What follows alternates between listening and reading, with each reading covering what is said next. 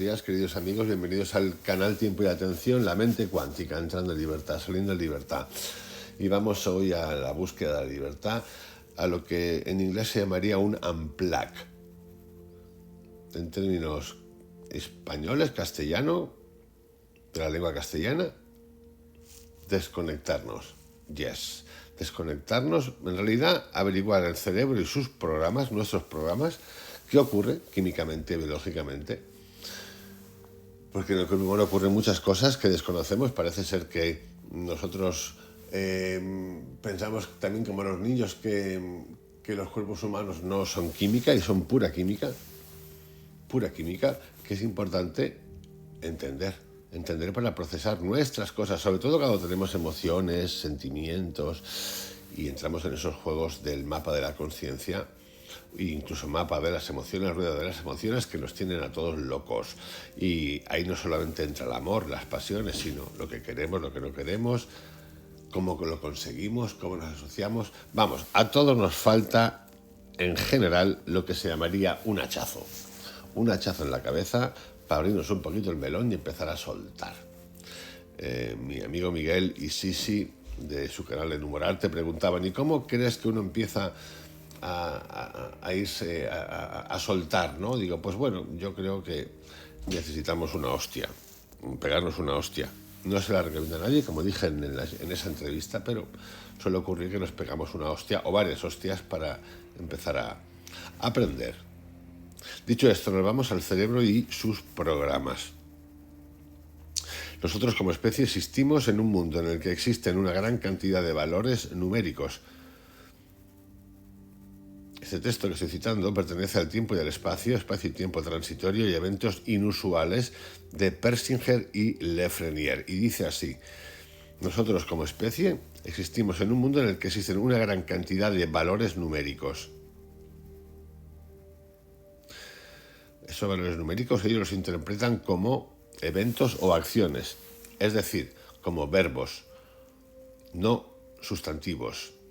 Sobre estas matrices de puntos, nosotros superpusimos una estructura. Una estructura significa modelos o mapas. Las cosas estáticas son sustantivas y no verbos. Y así el mundo tiene sentido para nosotros. El patrón de la estructura se origina dentro de nuestras propiedades biológicas y sociológicas, es decir, el hardware y el software cerebral. Ese texto de Persinger y Lefrenier continúa con lo siguiente: nosotros consideraremos a lo largo de este libro, el libro se llama Prometeo Ascendiendo, al cerebro humano como una especie de biocomputadora, un equipo electrocoloidal, a diferencia de los ordenadores sólidos y tangibles que existen fuera de nuestras cabezas. En ningún momento se ha dicho que el cerebro humano sea una computadora. La idea aristotélica que para entender algo que usted debe saber lo que es ha sido abandonada desde una ciencia tras otra, por la razón práctica de que el vocablo es introduce tantas suposiciones metafísicas que se puede discutir eternamente sobre ellas. En las ciencias más avanzadas, como la física matemática, nadie habla acerca de que algo es mejor que otra cosa. Repito, en las ciencias avanzadas, como la física matemática, nadie habla acerca de que algo es mejor que otra cosa.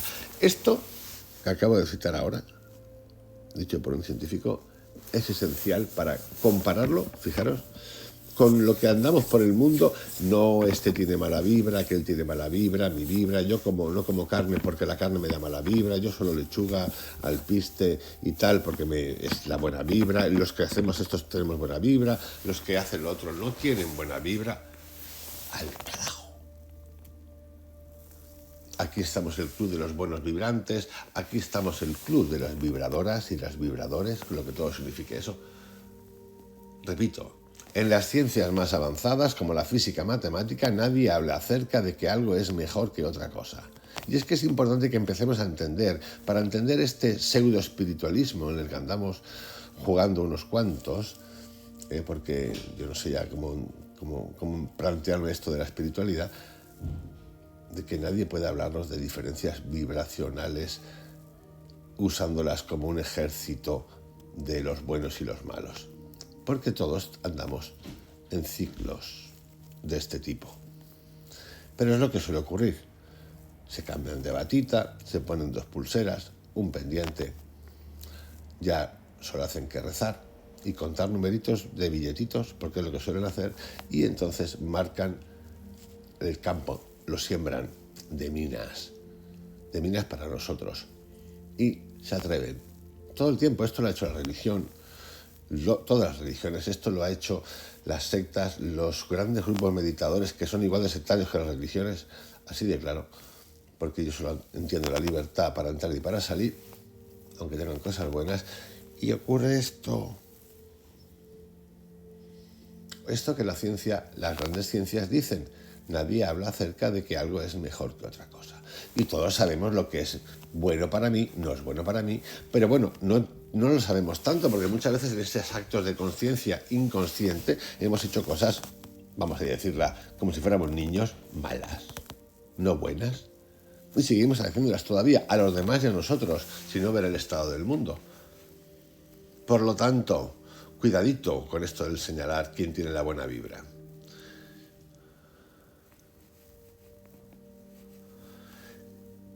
En general, este hábito científico de evitar la palabra es se podría extender perfectamente a todas las áreas del pensamiento. Por lo tanto, cuando usted lea en cualquier lugar que A es B, será más claro si traducimos esto como A puede ser considerado como O modelado por B. Cuando decimos que A es B, estamos diciendo que A es solo lo que aparece dentro de nuestro campo de estudio o en nuestra área de especialización. Esto es mucho decir. Cuando decimos que A puede ser considerado como B o modelado por B, estamos diciendo exactamente cuánto tenemos derecho a decir, y no más. Repito, cuando decimos que A es B, que es lo que evita la ciencia, estamos diciendo que A es solo lo que aparece dentro de nuestro campo de estudio o en nuestra área de especialización. Es decir, nos faltan cosas. Esto es lo que hacen los positivistas. Se niegan a aceptar que pueden existir otras cosas. Cuando decimos que A puede ser considerado como B o modelado por B, estamos diciendo exactamente cuánto tenemos derecho a decir y no más. Tanto, decimos que el cerebro puede ser considerado como un equipo, pero no decimos que es un equipo. Es muy importante, considerado como o es. Es una catalogación. Nosotros estamos en el yo soy, fijaros, yo soy.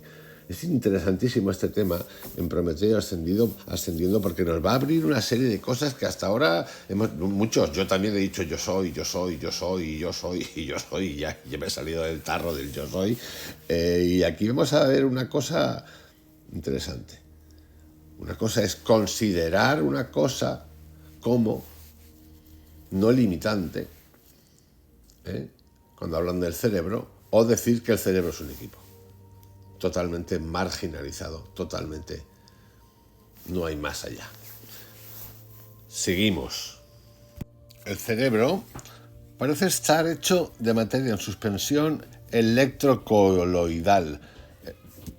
Un coloide es un sistema conformado por 2 o más fases, normalmente una fluida, líquido, gas, y otra dispersa en forma de partículas, generalmente sólidas, muy finas.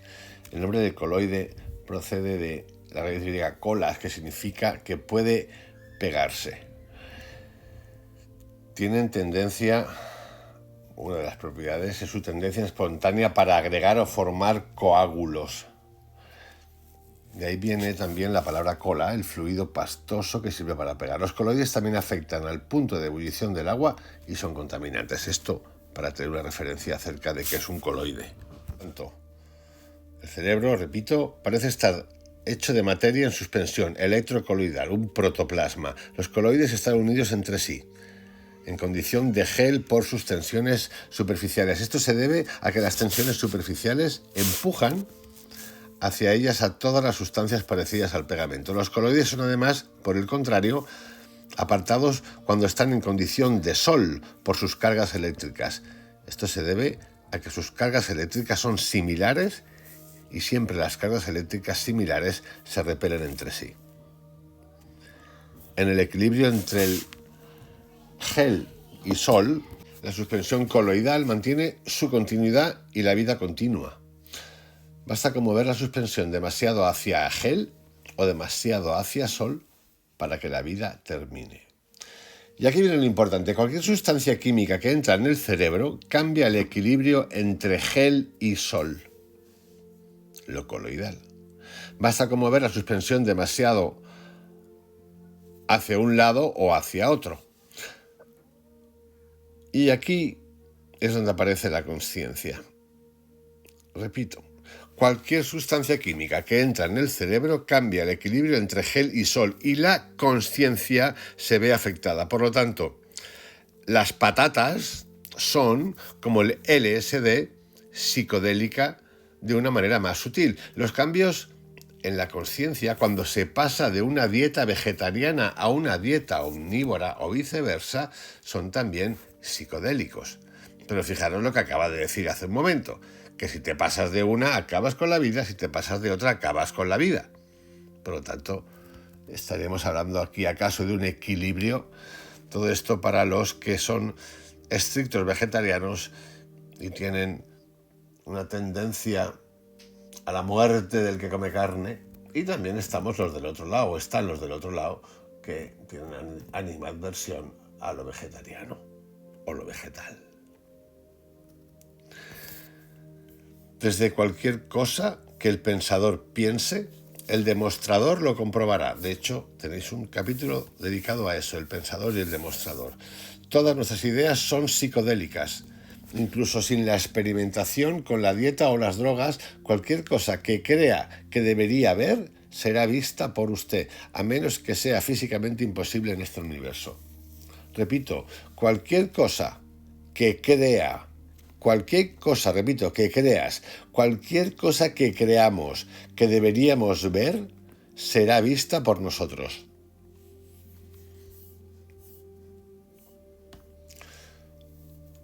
Todo esto parece un lío. Físicos de todo tipo, pensadores de la mente de todo tipo, están buscando el modelo, un modelo único, la teoría única del todo. No sé si hay un modelo solo o muchos. Visto como una totalidad, sí, debería de ser, pero es mucho más complejo que una secuencia de acontecimientos o de sucesos, sino que integra mucho más cosas. Cosas que en la vida cotidiana parecen imposibles. El mapa no es el territorio, el menú no sabe la comida. Cada ordenador se compone de dos aspectos, conocidos hardware y software. La información está incluida en el software. El hardware de un ordenador es concreto y localizado. Consiste en la unidad central de procesamiento, pantalla, teclado, unidad del disco duro, C del disco externo, CD-ROM, disquetes, etc. Todas las partes que puedes llevar a una tienda para reparar si el equipo está funcionando mal. El software consiste en programas que pueden existir en muchas formas, incluyendo el completo abstracto. Un programa puede estar en el ordenador en el sentido de que se registra en la CPU o un disco que va anexado a la computadora. Un programa también puede existir en un pedazo de papel, si lo he inventado yo, o en un manual, si se trata de un programa estándar. En estos casos no está en el ordenador, pero se puede o puede ser instalado en cualquier momento. Sin embargo, un programa puede ser aún más difuso que eso. Solo puede existir, por ejemplo, en mi cabeza, si nunca lo he escrito o si lo he usado una vez y lo he borrado. Esto es lo que suele ocurrir. Nuestros programas están inscritos en nuestra cabeza, producto del pasado, la experiencia, la educación, lo vivido. El hardware es más real e intangible que el software porque siempre lo puedes localizar en el espacio-tiempo. Si no está en el dormitorio, alguien lo ha movido al estudio. Por otro lado, el software es más real en el sentido de que puede reducir el hardware de nuevo a polvo. Es decir, puede liquidar el equipo. Y todavía el software existiría y podría materializarse o manifestarse de nuevo en otro equipo.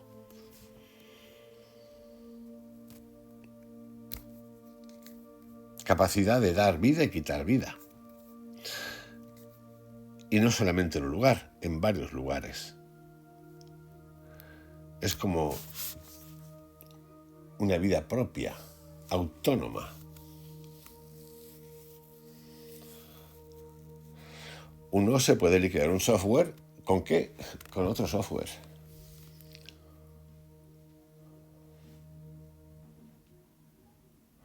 Y aquí podemos incluso hilvanar ideas acerca de la reencarnación, con este ejemplo de el hardware y el software, pero esto ya es cosa de cada uno. Al hablar del cerebro humano como una biocomputadora electrocoloidal, todos sabemos dónde está el hardware. Está dentro del cráneo humano. El software, sin embargo, parece estar en cualquier lugar y en todas partes. Por ejemplo, el software dentro de mi cerebro también existe fuera de mi cerebro en formas tales como, por ejemplo, un libro que leí 20 años atrás, que era una traducción del inglés de varias señales transmitidas, por ejemplo, por Platón hace 2400 años.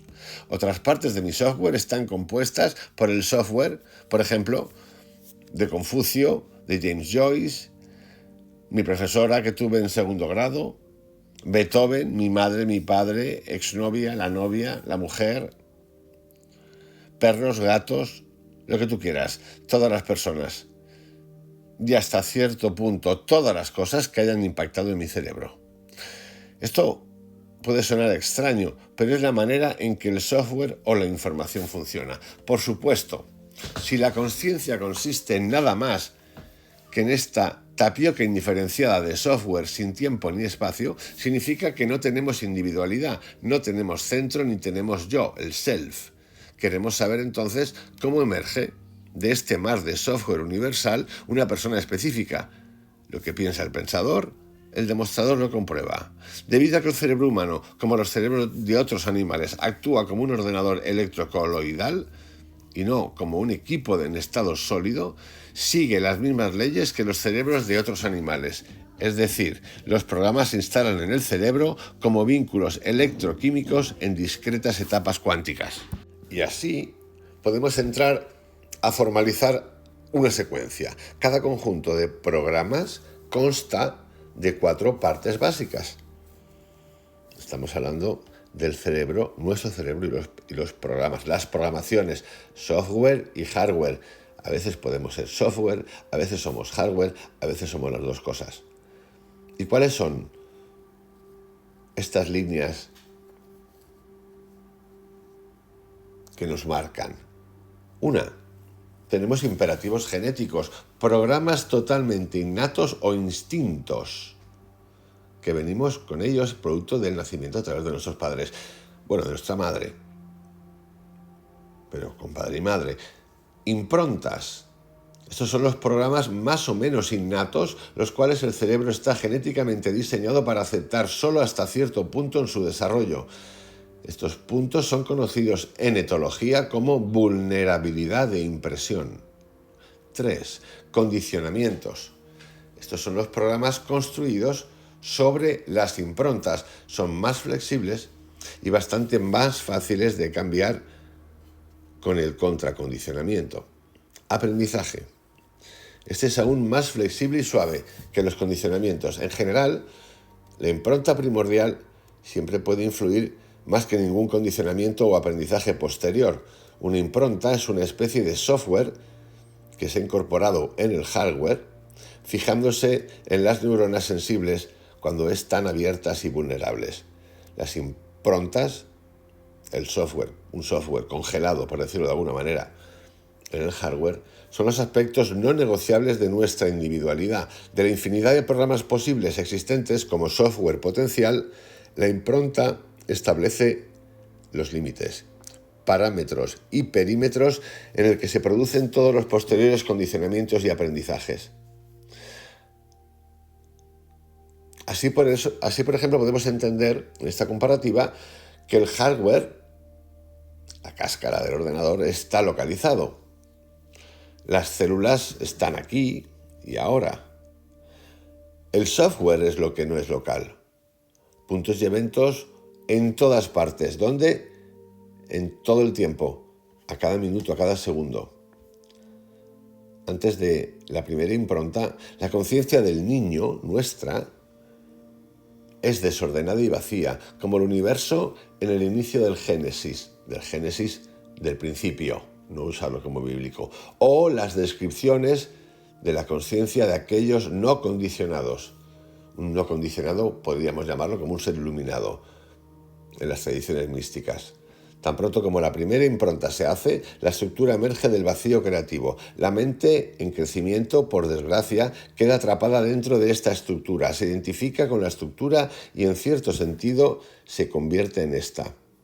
Todo este proceso se analiza en las leyes de la forma del autor Spencer Brown. Él escribió acerca de los fundamentos de las matemáticas y la lógica, pero todo lector sensible sabe que Brown también habla de una etapa que todos hemos pasado durante el proceso creativo, fuera de un océano infinito de señales, aquellas particulares construcciones que nosotros llamamos yo y mi mundo. No es de extrañar. Muchos consumidores de ácido han dicho que las matemáticas de Brown son la mejor descripción jamás escrita sobre un viaje de LSD o incluso de psilocibina. Cada impronta sucesiva complica el software que programa nuestra experiencia y lo experimentamos como realidad. Los condicionamientos y aprendizajes construyen fuertes redes en esta base de improntas grabadas en el software. La estructura total de este circuito cerebral conforma nuestro mapa del mundo. Es lo que nuestro pensador piensa y nuestro demostrador mecánico se encarga de encajar todas las señales entrantes a las limitaciones de este mapa. Por eso yo tengo una teoría, no sé si es teoría ya, creo que es una realidad para mí, en la cual cuando pasamos de este mundo material que es energético y vibracional, de inconsciencia o de no despertar de la conciencia, y nos vamos a un terreno, vamos a llamarlo espiritual, de tanto que hay, de repente un día nos damos cuenta de que, hemos pasado de un orden a otro orden. Dioses, angelitos, virgencitas, Shiva, Saba, Ganesha, quien tú quieras. Esos son construcciones para mí mentales. ¿Cómo es posible que pasemos de un mundo real en el que estamos, que lo tenemos todo localizado, a otro que está ya predefinido, todos estos actuando? Yo no lo veo así.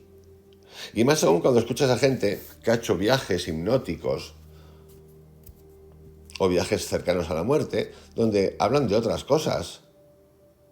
Son energías, y no estoy diciendo que el recurrir a la llama azul de Saint Germain, al ángel Rafael, al ángel Gabriel, a Hilarión, a quien tú quieras, no funcione. Funciona porque estás moviendo una energía, pero lo que no funciona, lo que no entendemos, o lo que tenemos que entender, en mi opinión, es que hay dos cosas. Una, la fuente, Dios, llámalo como quieras, que es una energía única. Los que hemos meditado y algunos que hemos hecho viajes de psilocibina, creo que podemos hablar de eso, o saber, es eso, muy difícil de poner en palabras, una especie de éxtasis. La otra parte, la segunda, y están entrelazadas y tiene que ver con el libre albedrío, el hecho de que nosotros estamos componiendo y ejercitando y realizando todo lo que nos ocurre en nuestra cabeza a través del pensamiento, que es una vibración, y eso ocurre aquí en la Tierra y eso ocurre cuando nos morimos, nos lo llevamos y seguimos igual, con lo que tenemos, y allí seguiremos aprendiendo, y puede ser que aprendamos en otro planeta, donde te dé la gana. A lo mejor son miles de vidas a la vez, no lo sé, pero creo que es así. Y es lo que debemos de entender, ir rompiendo estos moldes que tienen que ver mucho con la materia, porque luego esa extensión de la materia dice, se acabó la propaganda. No, no se acabó la propaganda. La propaganda no se acaba cuando te mueres. Los propagandistas siguen igual, con la misma energía después, y están en ese ciclo igual. Las religiones, los adeptos, estos son los que se llamarían los polos, la polarización, los péndulos, siguen los péndulos, por eso hay infiernos. El infierno no existe como tal, el infierno son movimientos energéticos hechos por nosotros. Entonces un sectario que ha matado, por ejemplo, por religión, A no ser que se despierte, seguirá siendo un sectario después. Después sí, cuando se muera. Y ahí andará la cosa. Por eso, vamos y volvemos, vamos y volvemos. Esto es lo que no entendemos. Cuando antes empecemos a soltar el concepto de angelito, virgencita, Shiva, Ganesha, la Virgen Santa Divina, con todo respeto lo digo, del mundo, mejor, es una energía. Por eso el infierno como tal no existe. Somos nosotros. Hay conjunciones de infiernos creadas por asociaciones de infiernos infernales. Un sectario, un meditador que necesita adeptos, que quiere cogerte el dinero, que te quiere guiar, que te dice lo que tiene que ser correcto y no correcto, de los que hay a mansalva toda la vida y hoy más que nunca. Ese sigue siendo igual después, hasta que la conciencia le lleve a ese lugar. Por lo tanto, existe ese infierno, existen los adeptos. Esto es lo que es importante para mí, y de esto hablo. Y esto es algo que he descubierto personalmente en los últimos 2-3 meses, con todo el respeto de las cosas, y he hecho de Louis Hayes, de la llama azul, de la llama violeta, de la llama rosa, he hablado de todos estos. Bueno, pues este es el proceso. Por eso digo, tanto en el canal entramos en libertad, saliendo en libertad, y pasaremos por lugares y pensamientos y excepciones en los cuales hoy diré una cosa o diremos una cosa y mañana, producto de lo que sea, estaremos en otro lugar. Y no borro lo anterior, es así. Siguiendo a Timothy Leary, con algunas modificaciones, este hardware puede ser dividido, este hardware cerebral, en 8 circuitos que podemos entender.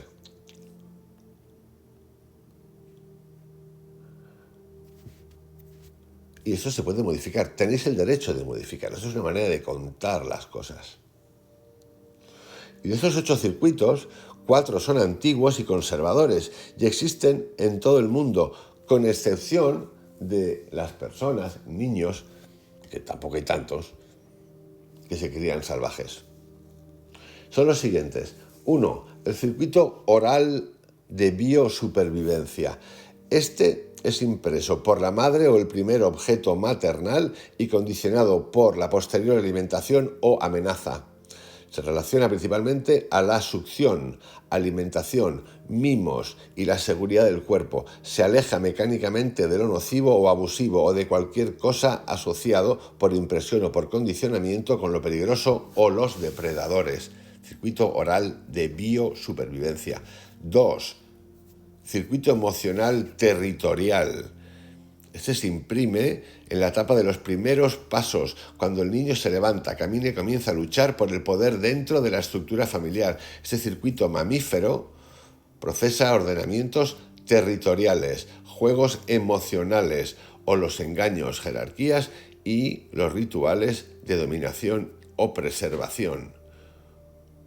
Un niño, nosotros, en un entorno, sabe quién manda, sabe quién es la jefa o el jefe. Lo sabe. No pasa nada, no asustarnos con estas cosas, es así, somos animalitos, tenemos eso dentro. 3. El circuito semántico de habilidad o simbolismo. Este es impreso y condicionado por los artefactos humanos y los sistemas de símbolos. Este circuito controla y envasa el medio ambiente, clasificando todo de acuerdo a la realidad, túnel local. Sus funciones son la invención, el cálculo, la predicción y las señales transmitidas de generación en generación. 4. El circuito moral o sociosexual. Este es impreso por las primeras experiencias de apareamiento, orgasmo, en la pubertad, y está condicionado por tabúes tribales. Procesa el placer sexual, las definiciones locales de correcto e incorrecto, la reproducción, la personalidad del adulto paternal o maternal, los roles de sexo que van implícitos en la naturaleza del animal, sí, y la crianza de los jóvenes. El desarrollo de estos circuitos ocurrió cuando el cerebro fue cambiando a través de la evolución y en cada uno de los primates domesticados humanos se recapitula la evolución del cerebro en crecimiento desde la infancia hasta la edad adulta. Y esto hace posible la herencia de los genes. La sociobiología mamífera ley del más fuerte o la política y la transmisión de la cultura. El segundo grupo de 4, esos son los básicos inamovibles que existen. Podemos modificarlos, pero son los pilares. El segundo grupo de 4 circuitos es mucho más reciente y cada circuito existe en la actualidad solo en minorías. Cuando los circuitos antiguos recapitulen la evolución hacia el presente, estos circuitos se anticiparán a nuestra evolución futura. Y son los siguientes. 5. El circuito neurosomático holístico. Este se imprime por experiencias de éxtasis, a través, por ejemplo, de yogas biológicos o químicos. Procesa ciclos de retroalimentación neurosomática, mente-cuerpo, goce somático-sensorial, la sensación de estar volando, curación por fe, faith healing, etc. Los científicos, los cientólogos, en realidad, la PNL y la medicina holística consisten en trucos o secretos para poner este circuito en acción, por lo menos temporalmente. El Tantra Yoga está relacionado con el cambio de conciencia por completo hacia este circuito. Es decir, a través de meditaciones, psilocibinas, LSD, DMT, lo que queráis, podemos empezar a actuar en el circuito neurosomático holístico. Circuito neurogenético colectivo, 6. Esto se imprime por yogas avanzados. Aquí los denominamos tensiones eléctricas o bioquímicas. Procesa sistemas de retroalimentación cerebral y del ADN-ARN. Es colectivo porque contiene y accede a todo el guión evolutivo, es decir, el pasado y el futuro. Esto es cuántico ya. La experiencia de este circuito es luminosa, mística, trascendental. Aquí moran los arquetipos del inconsciente colectivo de Jung. Dioses, diosas, demonios, enanos peludos y otras personificaciones de los programas de ADN, instintos que nos gobiernan. Es una energía que está por ahí. Por eso lo que he contado anteriormente, entender dos cosas que nosotros recreamos, es lo que está en nuestro interior y lleva recreándose esto años y años, siglos y siglos. 7. El circuito de metaprogramación. Este es impreso por yogas muy avanzados. Consiste en términos modernos de la consciencia cibernética, reprogramación y reimpresión, vibración cuántica, amigos, de todos los otros circuitos, incluso la propia reprogramación, la autogeneración, lo que hace posible una elección consciente entre universos alternativos o distintas realidades túneles. 8. El circuito neuroatómico cuántico no local. Esto se imprime por shocks, por experiencias cercanas a la muerte o de muerte clínica. Por eso hablo tantas veces de hay que morir en vida para salir, reprogramarse, renacer. Por experiencias extracorpóreas, por las percepciones de transtiempo precognición, por visiones transespacio. Ajuste del cerebro en el sistema de comunicación cuántica no local sugeridos por físicos como Bohm, Walker, Sarfati, Bell. Estos circuitos están y serán, y los voy a explicar en los próximos capítulos, son vitales. Vitales. Y aquí, si queréis, podéis plantearos hacer un ejercicio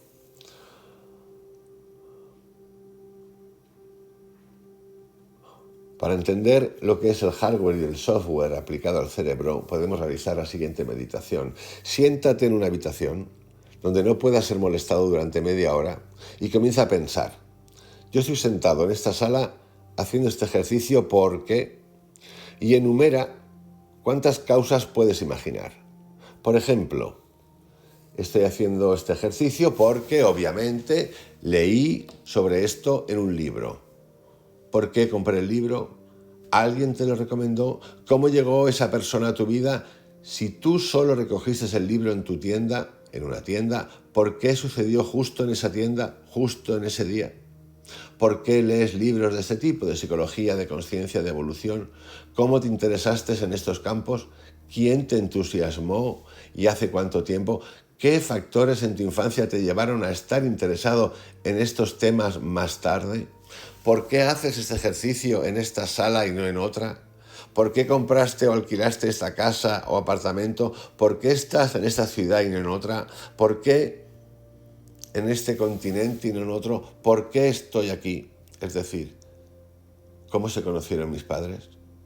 ¿Ellos decidieron conscientemente tener un hijo o fuiste un accidente? ¿Cuáles fueron las cualidades o ciudades, cuáles fueron las ciudades donde nacieron tus padres? Si fue en diferentes ciudades, ¿cómo se movió el espacio-tiempo para que sus caminos se cruzaran? ¿Por qué este planeta es capaz de soportar la vida? ¿Y por qué produjo el tipo de vida al que se le ocurriría hacer este ejercicio que estás haciendo ahora mismo? Repite este ejercicio a los pocos días, tratando de hacer y de contestar 50 preguntas que no hayas pensado antes. Ten en cuenta que nunca podrás hacer todas las preguntas posibles. Evita todas las especulaciones metafísicas, por ejemplo, el karma, la reencarnación, el destino, etc. El objetivo de este ejercicio es lo suficientemente alucinante sin las teorías del oculto y será aún más sorprendente si se evitan cuidadosamente tales especulaciones místicas. Toma, por ejemplo, cualquier artículo de tu casa, una cuchara, un boli, una taza, etc. Realiza el mismo ejercicio que antes. ¿Por qué está aquí? ¿Quién lo inventó? Si se puede saber. ¿Cómo pudo esta invención llegar a este continente? ¿Quién lo fabrica? ¿Por qué fabrican esto en lugar de jaulas de pájaros? ¿Por qué se convierten en fabricantes en lugar de músicos? ¿Por qué lo compraste? ¿Por qué escogiste este objeto entre todos los objetos de tu casa para esta meditación? En resumen, queridos amigos, os dejo con este audio de hoy. Importante, para mí importante. Vamos a seguir con esto, con este Prometeo ascendiendo unos cuantos días más. Cuidaros mucho. Hasta mañana.